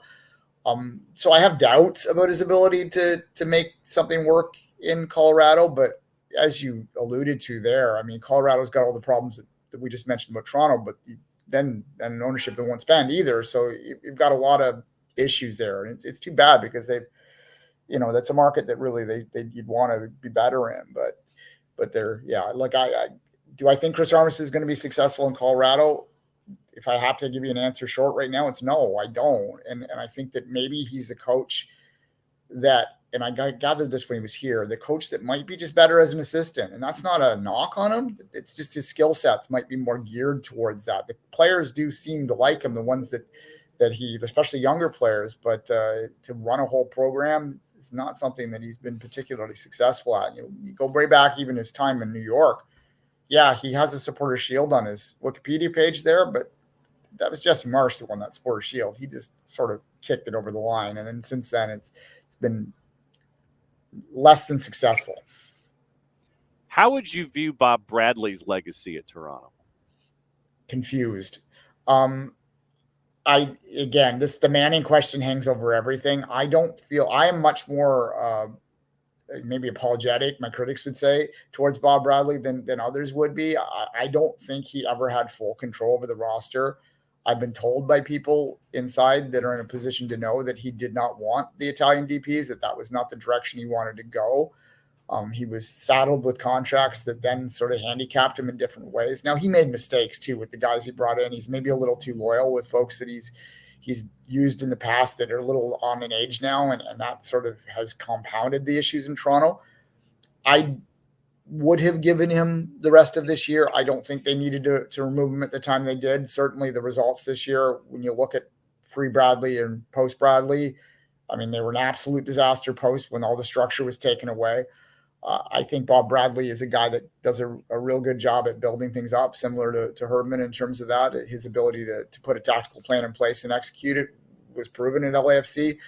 Now, same with Herdman. Someone else kicked that over the line too. So we don't know what job. He's doing great right now in Scandinavia again. He's having a good time over there. So I think he's happy to be out too. But in terms of his time in Toronto, it all, like the big question here, I've said his name a bunch of times. I'll say it again. The question here is Bill Manning and how much influence he has and whether he deserves to still have that influence is what hangs over everything here. Jarrett, go for it. Yeah, and then I guess getting back to we've talked about, taking over the Toronto team with Herdman. What does it look like going forward from you being up there with Canada's national team? With him making that step away, you've had the success of getting to the World Cup, going in there and, bare knuckle brawling with teams at times through the group stage. What does it look like for Canada right now going forward? Yeah, look, Alphonso Davies and Jonathan David are still going to be playing for several years at a high level. So ultimately, when it comes to international football, you got two guys like that. You're going to be competitive. You're going to be competitive in CONCACAF, and of course, they have a World Cup berth in 2026. Now, what they can do at the world stage, I was a person who said after the World Cup that maybe it would have been for the best that Canada start to look in a different direction, because Herdman maybe have taken them to as far as he could. Tactically at the World Cup, there were some questions. What he did in that Croatia game was a bit suicidal, to be frank, particularly after they get the early goal, get the lead, for them to not be a little bit more pragmatic in that situation for the result. It eliminated them that day. They were the first team eliminated from the World Cup, and it sort of took a lot of the oxygen out. But as you say, the other two games, for sure, they were very competitive in them. They, take a Morocco team that proven to be much better than people thought to close to a result in that one. Siba Hutchinson's header goes off the bar goes under the bar rather than off it. Then we're talking about a result against a team that goes to the semifinal. They obviously take Belgium, they probably deserve to win against Belgium. So they have a decent World Cup performance-wise, not result-wise. There's not a lot of countries in the world where you go 0-for-3 in a World Cup and keep your job. John Herdman does, because Canada's not a lot of countries. He chooses to move on. There's an opportunity there. And then you get into the question about whether the CSA, the Canadian Soccer Association, is willing to spend the money or to do what's needed to try and take that program to the next level. There's huge fights between the federation and the players right now, both the men's and the women's side. Some suggestion that the women's side's about to get resolved, but the men's side's still not happy with their contract for the World Cup. They still haven't been paid their bonuses yet because they haven't got a deal in place. There's a lot of factors at play there. There's this Canadian soccer business deal, which is similar to SUM. If in the States, it's kind of the same idea. Not a lot of people understand that up here, so it's causing a lot of controversy, particularly among non-soccer media, that they don't know what the hell this thing is, so they just immediately dismiss its value. And its value is that it props up the Canadian Premier League, but nonetheless, it's complicated. It would take an hour of me to describe all this stuff. But what's my hope with the Canadian national team right now? as I said, the top end talent is such that they still should be good enough to be winning in CONCACAF. They have Jamaica up here. They're in Jamaica tonight. That's a result to get to Copa America, which is absolute necessity. They should have enough talent to get through that tie, particularly with the home leg up here in Toronto on Tuesday when it's supposed to be 32 Fahrenheit on the day. The Jamaicans aren't going to like that too much. No, they're not. No. Since you stole the last question from me asking about today and Tuesday, go ahead and hit the promo for me for those that should be keeping an eye on your work. How do they do it? Must follow, must subscribe. So let folks know how they can. I'm at 24th minute, as you see on my label there. If you're watching on YouTube, you can find me on all social media platforms. All of them basically. Facebook, I'm not really active on, so you don't need to worry about that one. But that's the easiest way. I promote everything. The Substack is at 24th minute as well. So all my writing goes through Substack. I also have a podcast which is focused on the developmental side of the game up here in Canada called Next Pod Soccer Podcast. You can search for that on any podcast catcher right there, and you'll find it. Myself and James Grossi. James Grossi works for TorontoFC.ca, so he's great. Really knows his development stuff. And I'm glad that you said that the CSA-CSB discussion would take another hour, because it would, and that's why I kind of left it to the side, knowing it would be its own entity to save for later on when folks have negotiations and they get close to signing on the bottom line. Duane, thanks for making your premiere here on SDH on a Wild Friday, and thanks for the education. We'll be catching up soon, my friend. Cheers. Anytime. All right. Thanks, man. Duane Rollins, the premiere of Duane Rollins on SDH. And I'm really glad he gets into the Canadian side of it, because it's something that we don't really get into. I know I don't get into it much because I don't know a lot about the politics of it like he does. Yeah. So it's one of those things where I'm glad he's able to come in and explain that, because I could try, but I know I'm going to get like 80% of it wrong because I'm not there. I don't see the politics of it on the day-to-day and follow it the way Duane does. So it's nice to have someone come in and like lay it out, even if the answer is, hey, this would take me an hour to explain it to you. That's still a worthwhile answer. You know what I mean? Yes. Like that's still the answer of, hey, it's complicated. That's okay. Yes. The CSA-CSB thing. Follow Rick Westhead at TSN as well, because he's done some really good deep dives on that. Let's see. So Bart Keeler coming on in short order. Matty Cruz coming on in short order. It's going to turn into a party line here at the end of the week where we discuss everything going on with the USMNT. There might be some more reffing down here. Jared, how much longer do we have you? Partially through whatever chaos Bart's going to bring in here, Maddie's going to bring in here, like partially through that, but you're probably going to get an Irish goodbye at some point. Okay, no worries. Yes, so it's been one of those weeks, but no, it's been one of those lives. That's now. Like this is very much like this has been a life, man. Jesus. Yes, it has. We were getting into Tom Russo's anger about the 10-point deduction for Everton breaching FFP. Hey, man. Hey, Tom. I don't blame you, because like you want to get on the conspiracy wagon. Is City getting that deduction? Nope. Just saying. City got lawyers. And that's BS, man. But it's. I assume whenever stuff like this happens that the answer is, because we see this in college football, where I'm like, if this happened, I'm assuming you did something really stupid and didn't try and cover it up. And they're like, well, Jesus, we can't just excuse it because you didn't cover it. Yeah. You know what I mean? Like it's that level of like, oh man, like the Michigan thing right now. Like, hey, Michigan's getting popped because they were stupid. Yes.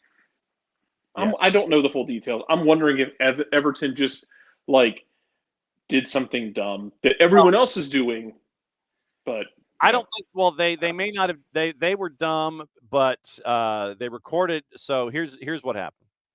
The case was brought forth for breaking FFP rules, profit and sustainability, after Everton recorded financial losses of £304 million over a 3-year period. Problem: you're not allowed any more than 105 over a 3-year period. So Everton basically tripled the financial losses allowed in a 3-year period. They argued mitigating factors, stadium expenses. They're building that new stadium at Bramley Moordock. Impact of the war in Ukraine, which affected their sponsorship deal, and also the loss of players, value in players due to the COVID pandemic. And this is from our friends at the Telegraph. One area of particular contention regarded the interest charges on the cost of the stadium. Prior to 2022, rate hikes were permissible. That changed in the last set of accounts and contributed to the latest breach. They also cited the loss of potential earnings from a saleable player due to extraordinary and unforeseen circumstances that cost the club at least $10 million. Having complied with the Premier League in consecutive years, Everton feel they've been treated harshly when, once again, compared to Manchester City, 114 more charges and accusations of a far less transparent process. Moshiri is in the process of selling the club to 777 Partners out of Miami. And you go to our friends at Yosemite Football and 777, they aren't necessarily the most trackable folks when it comes to their finances either. And it's being, right now, that takeover is being ratified by the Premier League Financial Conduct Authority. So basically what you're looking at, Everton docked 10 points because they skipped the rules. And so, of course, now, since we're talking a team not Newcastle, Maddie has started to dive in. Listen, I felt it in the back of, like, I had a little sense y'all were talking about it. And so I was like, you know what? Let me just hop in. So, yeah, we're talking Everton and the 10 points. Jarrett, for a full disclosure, Maddie is much like Alex Pacine, is a Newcastle person. And so, sorry, Maddie. And so, yeah, we were getting into the Everton discussion. I mean, at what point do we kill off the sorry Alex thing? Because Newcastle's actually fun now. Yeah. Well, no, I think we actually did until, but now we're doing it because of injuries. Yeah, That's fine. That's like, but y'all never do like, hey, sorry, Jarrett, you got to watch Brendan Rodgers manage a team every day for the second time in your life. Mm-hmm. I never did that. Mm-mm. Like, someone asked the other day, like, who's your least favorite manager of your club, past or present? I'm like, honestly, it's both, because he's there right now and he was there before. You're like Brendan Rodgers next. Yeah. it's a lose-lose situation. Oh my God. But yeah, we were going over the math of the Everton points deduction. They are now not at the bottom of the table on goal difference. They are 19th now after the points deduction. Where were they before? Where were they before? That was they were like 14th. They were in decent shape. Yeah, they were the 10-point deduction had them in 13th place. Nottingham Forest actually 14th, if my math is right. So they were at 14 points, 10-point deduction. They were in 14th, and now they are in 19th on goal difference. Burnley is also at 4 points, but they have a worse goal difference. So that's where we are with 14. So 14 down to 4, and the only reason that they're not last is goal difference right now. And Tom Russo is cursing the earth that he's walking on because of this. I have some Everton friends here at KSU, and I just know that he's not happy right now. No, we've got a couple of Evertonians who are a part of the group. Now that the Peach Belt preview, the rap review preview is up, what did you take away from the Peach Belt review preview? It was awesome. It was a lot of fun. I got to talk to a couple of the players. Giovanni Rios, who is one of the team captains, been the team captain for 4 years. And then I got to talk to John Michael Torres, who was the MVP of the tournament. It was a nail biter last night. I wasn't able to watch it because there was a paywall, but it's okay. I was keeping up with the live stats as I was just refreshing it every 5 minutes. They scored it. They were down 1 goal. And then at the 89th minute, they tied it up. And so went to overtime, and then they went to PKs, and then they advanced. And so I was very happy for them. It was a lot of fun getting to talk to all of them yesterday. Even Jess too. If you would have seen me after I was done all the interviews, me editing on Adobe, I was grinding, because on top of that, I also had to do a project for school. So I was pulling double duty yesterday, and it was great. Why? Yes, you did. And so, this is what Maddie is up to in her senior year at Kennesaw State. And she's juggling about 98 different things. And as promised, at 10:35, it's for the final half hour, maybe we might go long, who knows. it is time to bring in Bart for the four-way dance. And so, Bart, last night, it was Trinidad and Tobago and the USM&T at Q2. And, you know, I got to tip my hat to Trinidad and Tobago, but I'm going to let you go ahead and kick things off and sit there and go, all right, what happened and what your takeaways were before we unleash the hounds this morning. Yeah, I mean, tip your hat to a team putting 27 men in a 14 square foot radius. Like, yeah, sure, we can tip our hats to that. It didn't take a whole lot of ingenuity to figure out that if you just put all 11 players behind the ball for 90 minutes, it's going to take a while to give up a goal. But yeah, they defended resolutely for most of the game, and the U.S. did them a lot of favors by being a little impatient in possession. And not really connecting on some of the more adventurous passes that they tried. But, you know, it was frustrating because the things we wanted to do weren't working out the way we wanted them to. Specifically, the wingers that started the game were just, quite frankly, not good. They combined, 0 for 5 on dribbles, which is not what you want from your wingers against a compact defense. And when that's not happening, the rest of the team's going to struggle because if your wide players aren't going to perform against a very narrow block, then you're not going to get too much done. All right, ladies first. Maddie, what's on your mind about the USM&T for Bart Keeler? I mean, watching the whole game yesterday when they went down to 10 men, I thought it would open us up a lot more. And like you said, I mean, they packed everybody back there. But I do have to say, in credit where credit is due, Denzel Smith for Trinidad and Tobago. I mean, the saves he was pulling out last night had me like on the floor. That was crazy, but I don't know. I thought, at least for the most part, until we actually got scoring, when Pepe kind of came in and like really just hammered it home, it felt kind of lackluster. Like I didn't really like feel like we were doing much going forward. It felt like we were taking one step forward and then going right back, and then like going back again, and then not capitalizing on anything. But, I mean, Greg said it at halftime, once we start scoring, it's going to open the floodgates, and that's exactly what happened. We started scoring, and then we just kept scoring all the way into the final whistle. Took 80 about 81 minutes. That's tale as old as time, though. Yeah, I mean, like, they put 11 guys behind the ball. They have no interest in actually playing the game today other than holding the line like it's Helm's Deep. But the second you hit the breaching wall, boom, boom, boom. Like, 3 goals. Fine. Cool. Just 80 minutes of just, yes, basically. Well, and Jarrett, they kept the 5 back even when they went down to 10 men, right? They didn't go to a 4-4-1. They kept a 5 back with 3 midfielders and 1 attacker. So, like, they really were in there packed tight, and we struggled.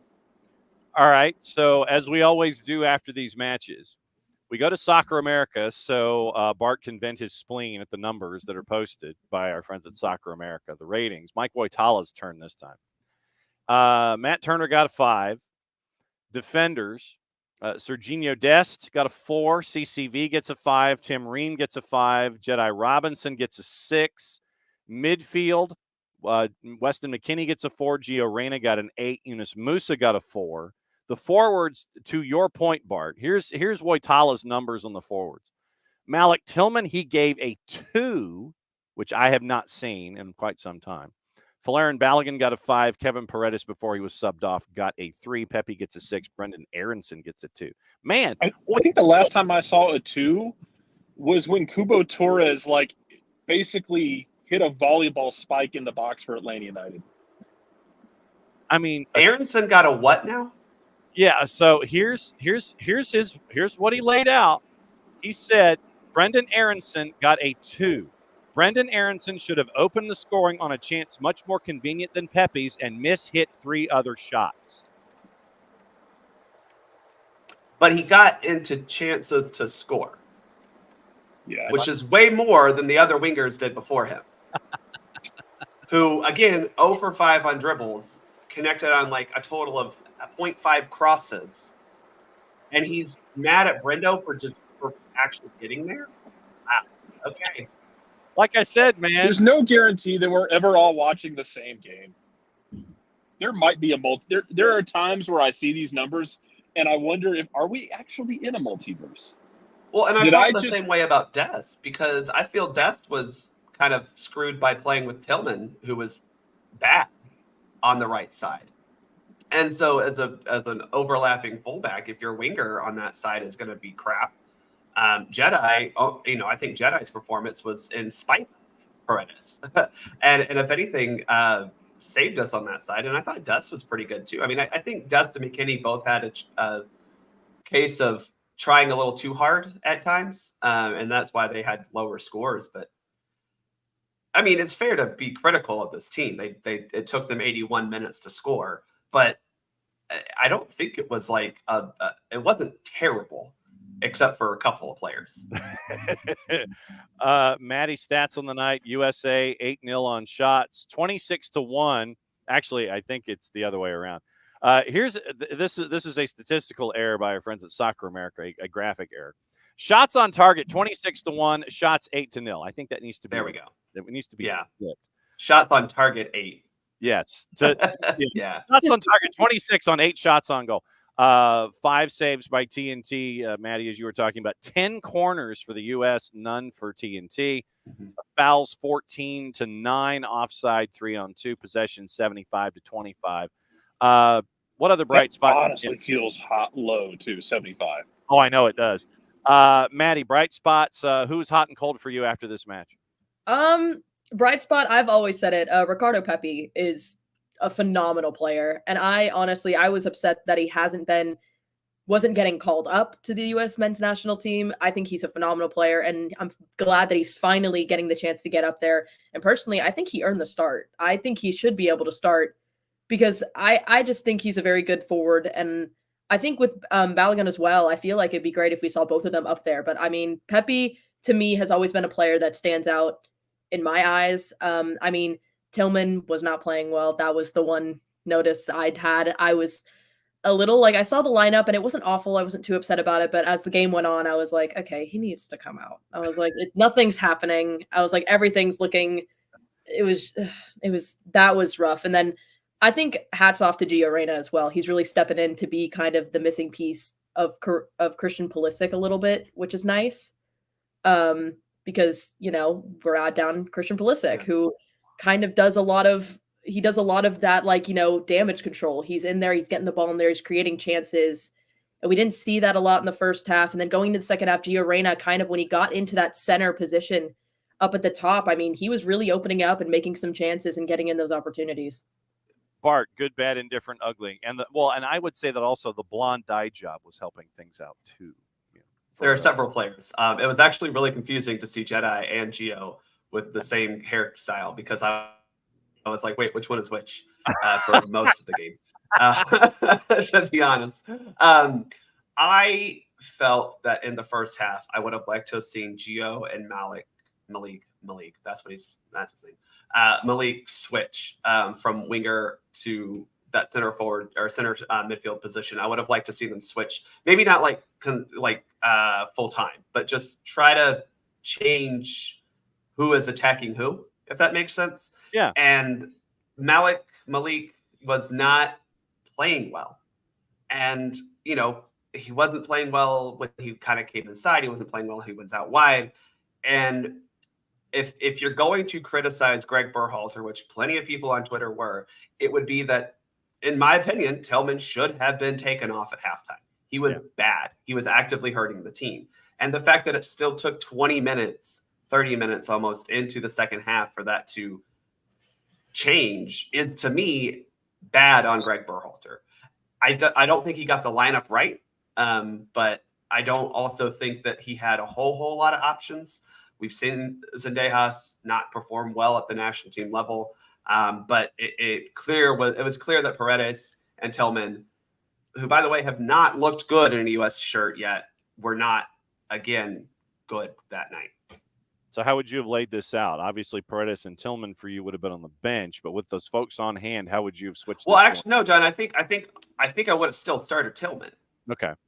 I probably would have started Brendan instead of Paredes, just because I think Brendan Aronson in a match where the goal for Trinidad was clearly to stay organized, stay compact, despite what Voitala said and giving him a 2, the man got into very good positions inside the box because he kind of works in chaos.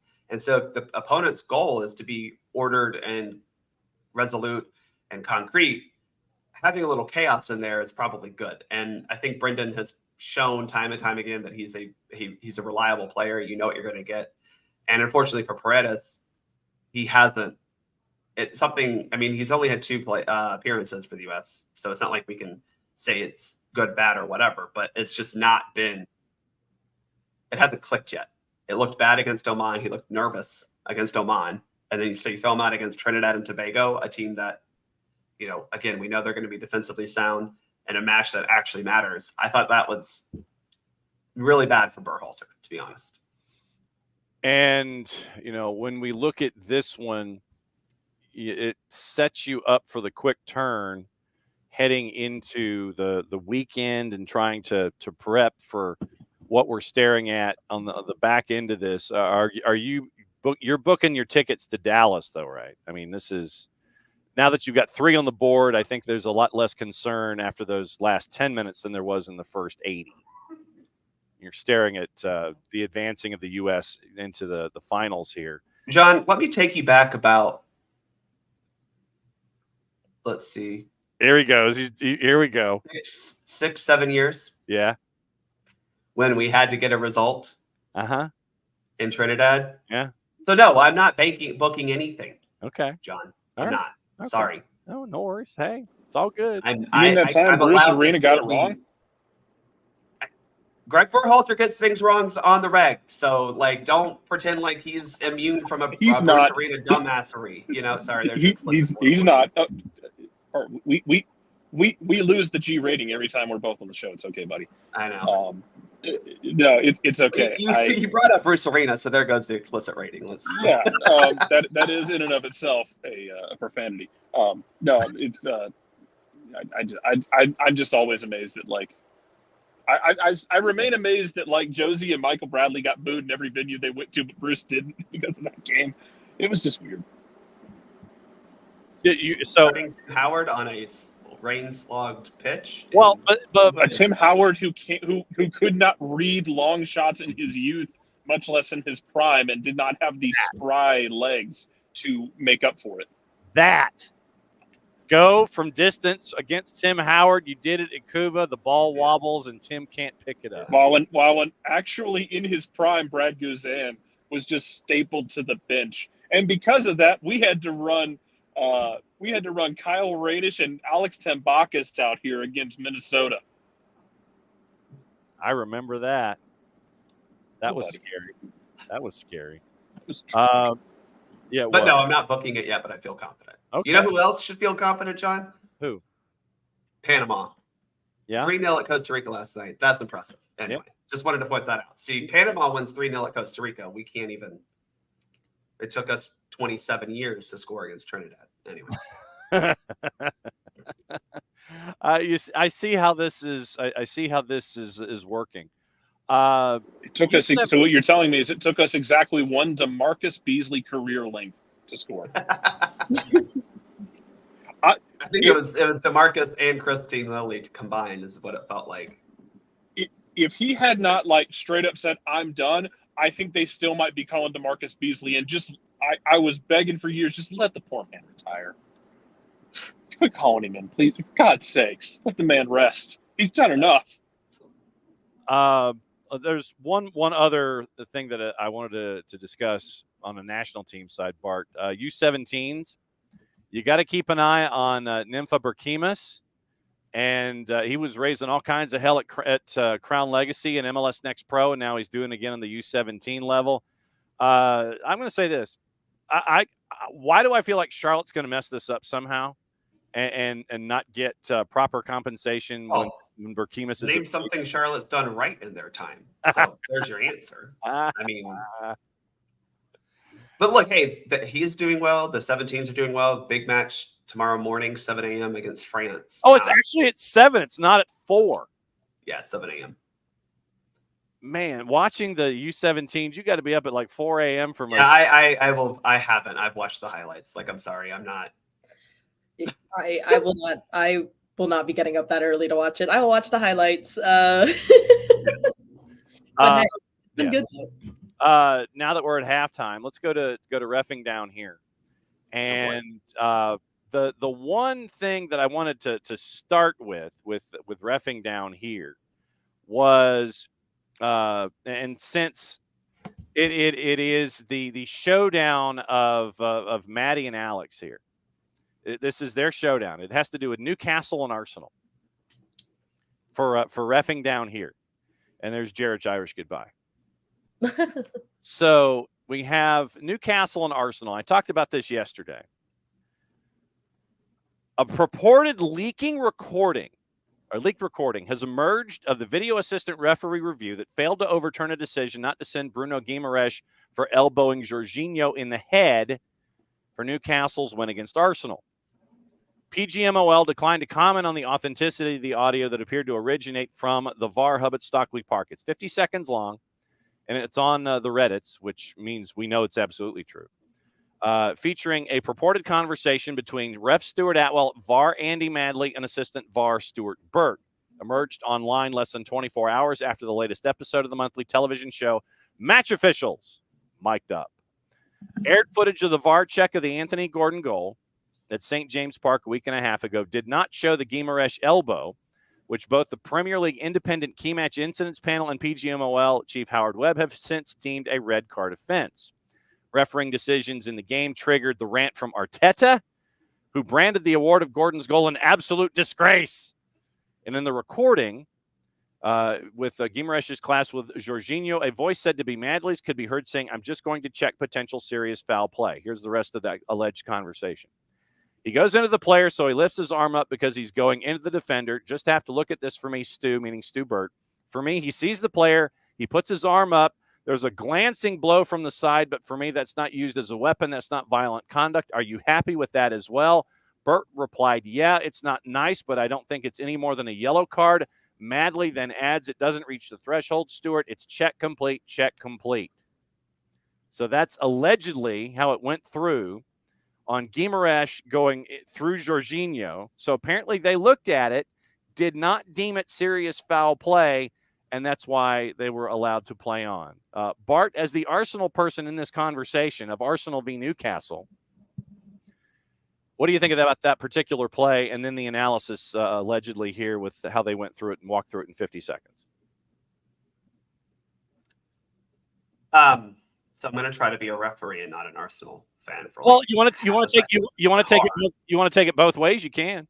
Just as long as you tell me which one. I still think it's really hard to get around how it's not serious foul play because it's not really necessary within the realm of playing soccer, you know?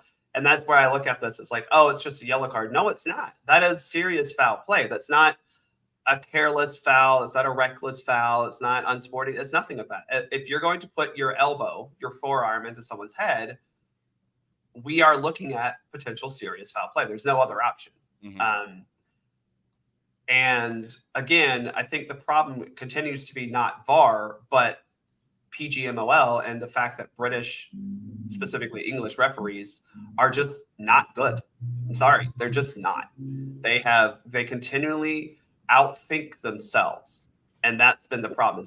Because England and the English think that they have done everything they do that involves soccer is the absolute best, the most correct, the purest, the only way to do it. They hold things to a standard that makes no sense. They talk themselves out of things that make no sense. And putting a forearm into someone's head should rise to serious foul play. But because they're English, it's just proper football, isn't it? You know? And again, they are the problem for themselves. VAR doesn't have these issues regularly throughout the rest of the world. But this little tiny island that can't get off its own, you know, they think, not even the tiny island, part of a tiny island. Can't get off its own arse? thinks that they know better than everyone else. Yep. Yeah, That's Matt. wordplay. I liked it. Yes. All that great, all the greatness of English soccer, and they've got one World Cup to show for it. So congratulations. You've done something right by hosting it in 66. That's all you've done right in your entire career. So, yeah, I don't know. As a Newcastle fan, even just now, I was shocked it wasn't a red card. Mm-hmm. Like, it's not like it in any other situation, it would have been. Because, like, what's the point in it? You're going up and it's an elbow right there. Like, there's no point to it. Like, I think it's weird, especially hearing the conversation, like, oh, like, I don't think it was foul play. I'm like, were we watching the same thing? Yeah. Because, like, in no other realm is it like a player's going to go up and do something and this is appropriate. So I was shocked it wasn't, and I think that they brushed it off. And I, as a Newcastle fan, listen, but I also do pride myself. I try to be a little bit realistic when it comes to it, and I was shocked it wasn't a red, and I think it should have been. Now, Bart, let me go through yet another element here. Just saw this morning. Women's Champions League games. Another element attached to this. UEFA has insisted there are significant technical, operational, and logistical challenges to implementing VAR at all Women's Champions League games following calls for its more widespread use after refereeing mistakes marred by Chelsea's 2-2 draw at Real Madrid. The incoming U.S. women's national team manager, currently still at Chelsea, Emma Hayes, said her side had been, quote, robbed of a 3-1 victory by two humongous decisions, her quotes, which she described as embarrassing. First saw her side concede an unjustified, and this is the writing from Sean Engel at The Guardian. Hayes first saw her side concede an unjustified penalty when Chelsea's Jessie Fleming fouled a player outside the box that was converted to make the game 2-2. Then in the 95th, the referee disallowed what would have been a winner from Niamh Charles for offside against Sam Kerr, even though the Australian was not interfering with the play. UEFA spokesperson refused to be drawn on whether the refereeing team would be stood down or spoken to, but said all matches and officials were routinely assessed after the game.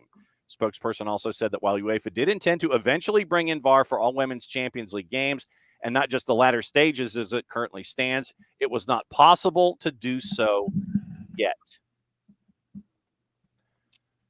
They were playing this where again? Well, where was the Chelsea match with Real Madrid? Where was that? That would be my first question. Oh, sorry. Yeah, it was Alfred the Real Madrid. Yeah, the Estadio Alfredo Di Stefano is where it was. Right. In Madrid, correct? Yeah. Mm-hmm. Okay. So I understand it's not Bernabeu. I get it, but that technology exists in Madrid, literally like right next door. So I think that's a little bit of a cop-out from UEFA. A bit, meaning a whole lot of a cop-out. the underselling by Bart. Because, I mean, the solution here to me just continues to be that you need to force the Women's Champions League to play in the best stadium that they have at that club. And I know that could cause some issues, but why not have that match played in the 82,000 or whatever it is now stadium that has cameras everywhere and uses VAR regularly? Same as with Chelsea, it needs to be played at Stamford Bridge where they have this technology. So I understand not every club that's playing in the UEFA Women's Champions League is playing in a stadium like that, because I know Rosenborg specifically doesn't. But most of them still are connected to a men's club with a large stadium, and that should be the standard. It's the problem, but I think when you're looking for excuses, you're going to find them.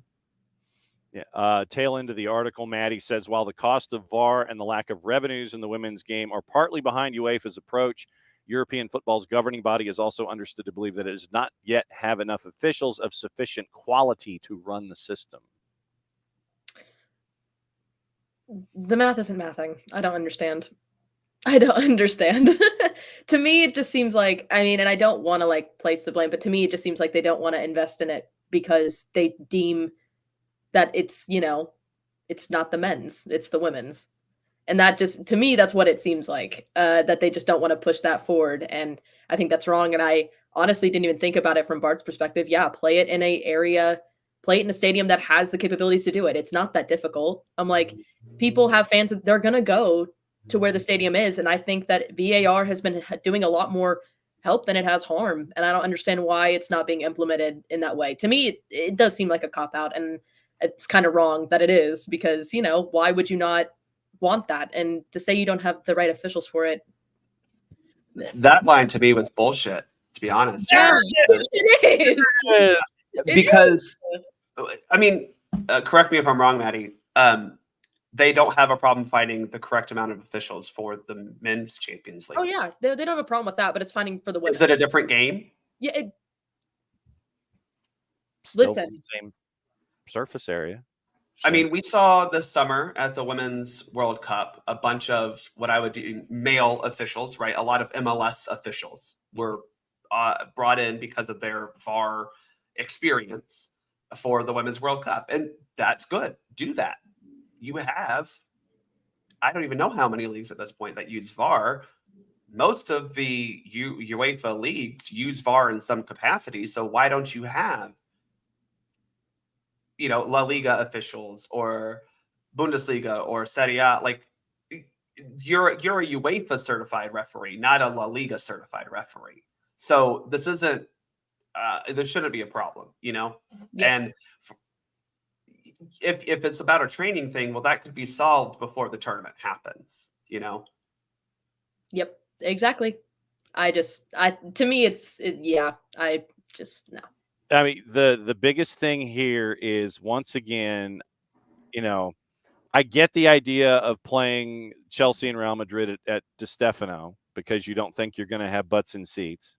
But if Di Stefano's not wired for VAR, the easy decision would be to, yes, I know it would look like Red Bull Arena on any given MLS match day with the number of folks that would be in the building. But, I mean, go lower bowl, pack the lower bowl at the Bernabeu or wherever, and you got the place wired for VAR. And I'm sure that there's an official somewhere in, I don't know, maybe La Liga, who'd be kind of hanging out, in Madrid. Hey, you want to pick up an extra paycheck and be a VAR midweek on a women's match? Am I off here? No, and that's what I'm saying too. I'm like, I don't think the idea of having not enough refs to do it, I think that's weird, because, like, I mean, if you go to a ref and you're like, hey, you want to ref this match? They're not going to say no. Right. It's a paycheck. And even with on-field officials, it really shouldn't be that big of an issue, because, again, this is just a quick training session, that you go through before the tournament of, hey, this is the mechanics of VAR, right? And really, we complicate VAR. It's really not that complicated to trigger a VAR review, right? The video assistant referee is just communicating with the on-field center ref and the rest. And that's what it is, which you're already communicating with the three other officials on the field. So, it would take a little bit of training, but we're talking about maybe one or two just quick training sessions that they're already going to have to do, because most of these times before these tournaments, you have some sort of centralized officials training, either a session or a Zoom call or whatever. It's just, again, it's a cop-out. When you look for reasons, you're going to find reasons. It's like, if UEFA wanted to spend the money, they could spend the money. Yeah, UEFA notoriously short on cash. Yes, yeah, the cash money, like cash-strapped UEFA, of course. All right, so Bart, what is your weekend going to be, sir? Well, I'm going to be on a soccer field for all day tomorrow and Sunday, because we've got tournament season. Woo! So that's where I'll be, as refereeing out at Tysa. So okay, yeah. All right, so that's where you'll see Bart. Maddie, are you going to be glued to your television watching things? Hopefully not behind paywalls. What's going on there? Oh, absolutely. Probably going to be watching some of the MLS playoffs, just because I believe those start next week. This is an international window. You got international window. You're right. Well, I'll be watching some college football. Okay. I'll be watching all that. Georgia, Tennessee. Who's West Virginia got, Bert? Cincinnati. You got Cincinnati. You got Cincinnati. Are you bowl eligible? We are bowl eligible. We have 6 wins. Just checking. Are you going to your bowl game? Probably not. Okay. Probably not. Okay. We'll see. Depends on where it is. If it happens to be the Orlando bowl game, which I don't think it will be, but it could be, maybe. If it's Memphis, definitely not. I don't want to go back to Memphis for a bowl game. Sorry, the Liberty Bowl is not that great of a stadium, and Memphis is not that cool of a city for me to go back to. I mean, and it'll be colder than here, so That's true. Not worth it. I've shot games from the press area at the Liberty Bowl, and that is not fun because the wind comes at you in a circle anyway. Yeah. You're right on top of everything in the upper tank. Yeah. It's not. And the way that stadium is built, it's like the wind specific. It makes the wind worse. So yeah, absolutely. I don't like cold, so I wouldn't. So basically, it's indoors for both of you, and I don't blame you one bit. I will be going to watch the underrated New Mexico State Aggies, probably without their starting quarterback Diego Pavia, collect almost $2.4 million to be a 28.5-point underdog against Auburn. Oh, good for them. Well, in New Mexico State, by the way, at 8-3, they are already in the Conference USA title game. And so, I bet when Auburn scheduled this, New Mexico State, bring them in. Yeah, you're bringing in a team that's 8-3 and it's already qualified for the Confusa Western Conference title. So, Western. Hey, speaking of New Mexico, John, I don't know if you saw, but New Mexico United stadium deal got approved by the environmental committee. So that's pretty awesome. I saw that. That was 8-1. So that's very, very cool. So Albuquerque maybe getting a new stadium, and it will be a size for soccer. We love to see it. Yeah, and it won't be, as much as I love the Lab, it won't be a baseball stadium. So that's what as much as people talk pro rel. Sorry, I don't want to get into this too much, but maybe we should not have our teams playing in baseball stadiums before we talk about pro rel. That's just a thought. Just a thought. I know. There's my hot take in the morning. And I have my thoughts as well. I'm here. Let's see, but that's what we're here. It's an open exchange on the Fatal 4-Way to finish up your week. I'm trying to see what your number is, Bart. Trying to see. Okay, Cincinnati. Oh, so it's a home game. And okay. So this would be win number 7 for you. You're a 6.5-point favorite. Yeah, we got to win. And get in price at Pusker is $38. Yeah. Listen, that's not bad. I won't be there. Yeah. I won't be in Tennessee, so that I'm nervous for that game though. No doubt. Well, guys, thanks for hanging out with us for the Fatal 4-Way, even though Jarrett gave us an Irish goodbye. Thanks for another round of reffing down here. Bart, when is the next was it Tuesday? Well, we'll hopefully record Tuesday so it can be out Wednesday. We'll see. Obviously, playing Monday does kind of inhibit that, and we're up against the Thanksgiving break as well. So it'll be a quick turnaround, but we're going to try to get it done. All right. So then are you coming back on Tuesday? You coming back on Tuesday morning? Is that how this works? I can do that. All right. Yeah. Well, Tuesday at 10:30, Bart's coming on, and Maddie is going to in and around her class schedule and figure out when she can drop by. I mean, I can drop by the same time. I think I don't have any plans. So see, look what you've done, Bart. You've brought Maddie in to talk U.S. soccer for these segments now. Watch out. So that's well, guys, have a great weekend. We'll catch up with you once again first of the week, and be safe, y'all. Absolutely. You too. Maddie Cruz and Bart Keeler, thanks for hanging out. Gossip, rumor, and innuendo, and what to watch before you go. Quickly, once again, thanks to busy show. Man, this was a busy show today. It was our friends at Lewiston High in Maine for winning a state championship on the boys' side 3 weeks after one of the most unspeakable tragedies ever. It's great to have them. Great to have Michael Parkhurst on. Great to have Duane Rollins on. Great to have Bart and Maddie on. Great to have Jarrett pop in. Busy show. It was a packed show, and can't thank all of them enough for hanging out with us today. Gossip, rumor, and innuendo. Brentford are confident Ivan Toney, who's been linked to Arsenal, will sign a new contract. Once again, control the asset. And Chelsea. But Toney, whose deal runs out in the summer of 25, wants to leave, will demand a release clause in any new deal. Manchester City will compete with Liverpool to re-sign Leroy Sané. Sir Jim Ratcliffe is expected to take guidance from Sir Alex as he undertakes an overhaul of the club. Crystal Palace and Fulham interested in a loan deal for RB Leipzig's Timo Werner, who has fallen out of favor. Barcelona midfielder Ilkay Gundogan's agent has dismissed speculation linking him to Galatasaray. That's from Mundo Deportivo. Arsenal open to letting Poland defender Jakub Kiwior leave the club on loan as he wants more first-team football. Chelsea could recall midfielder Andre Santos from his loan at Forest because of the lack of game time. Anthony Gordon not considering switching his international allegiance to Scotland despite missing out on Gareth Southgate's England squad for the Euro 2024 qualifiers. Southgate says Gordon, who helped England win the U21s in the summer, is close to a call-up to the senior squad. Manchester City have agreed to a £1.2 million deal to sign Leeds United's 15-year-old English attacking midfielder Finlay Gorman. Yeon-min Son has played down concerns he suffered an injury playing for South Korea and qualifying against Singapore. So that is your gossip, rumor, and innuendo before you go. Enjoy your weekend, everybody. Thanks for hanging out with us. We'll talk about all this stuff again on Monday, thanks to the cast of thousands that came in on probably one of the busiest shows we've ever had.